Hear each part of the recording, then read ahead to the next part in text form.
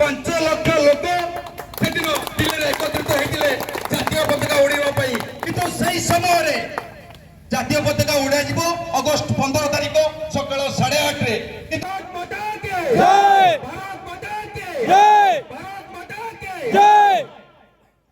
बंधुगण एठारे उपस्थित होइसार ओडिशा सेनार समस्त भाई माने भौणी माने जो आग्रह सह आज एठारे उपस्थित रही मो तरफ अनेक अनेक धन्यवाद। आज आज हूँ अगस्ट मास 15 तारिख 80तम स्वाधीनता दिवस रूपे आम मैंने पालन करुँच 80तम स्वाधीनता दिवस एम पालन करुँच कहीं दिन आम देश स्वाधीन होता दिनटी आम स्वाधीनता दिवस नुह ये हूँ आम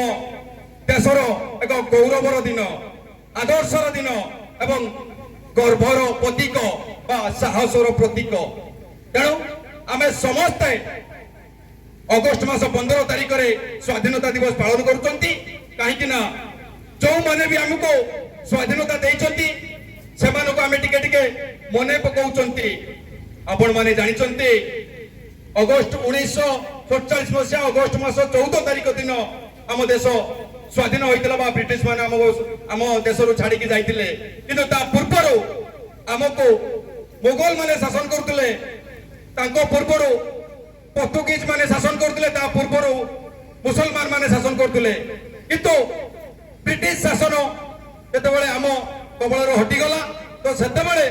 आम भाई मानकर एकता सृष्टि है जो संविधान तैयारी है एवं अगस्ट मास 15 तारिख को आम स्वाधीनता दिवस में सब वर्ष पालन करुँच। आज दुनिया भी बहुत सारा लोक अच्छा जो मैंने वर्तमान सुधा भी स्वाधीनता दिवस दिन साइलेंट रोचंती अन्य किसी करंतु कि न करंतु किंतु आम जातीय पताका को भी सम्मान देवाई कुंठाबोध करुँच। ये जो 1947 मसीहा अगस्ट मास 14 तारिख थिला के 14 तारिख आम देश स्वाधीन होता ब्रिटिश माने छाड़ी की जाइतिले किंतु सेही दिन दिल्ली रे पकापाकी 5 लाख लोक एकत्रित होते यही जातीय पताका को उड़ाइबा 5 लाख लोक सेदिन दिल्ली रे एकत्रित होते जातीय पताका उड़ाइबा किंतु सही समय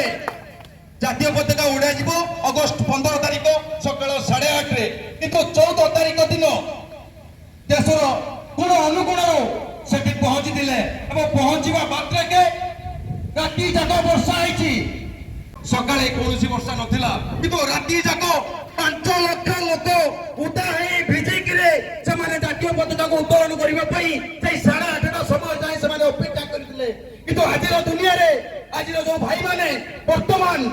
किसी जातीय पताका को सम्मान टिके दवा पाई सकाळे 10-15 मिनिट समय दवा पाई ता पाखरे समय नाही किंतु आज जो भाई माने ओडिशा सेनार भाई माने एटी उपस्थित रहिचंते एवं सारा देश रे जो माने आज जातीय पताका को सम्मान दउचंते मु सेमानको सैल्यूट करूचे भारत माता की जय।